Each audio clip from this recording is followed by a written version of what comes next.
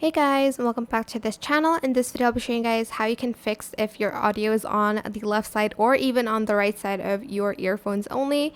So I'm just going to record something. It's going to be hopefully in both of the side of the audio, but I'm just testing it out right now. So for instance, it's only on the left side, so you're going to select the audio, go to channels, and you can either select fill right with left, or you can also select fill left with right. So if you can only hear the audio on the left side, you're going to select this, fill right with left. Or if your audio is only on the right side, select fill left with right. And hopefully it will be on both sides of your earphone. And that is pretty much it. I hope this tutorial was helpful for you guys.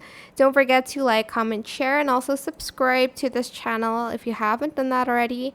If you have any more questions, just leave it in the comment section down below. I will try my best to answer them all for you guys.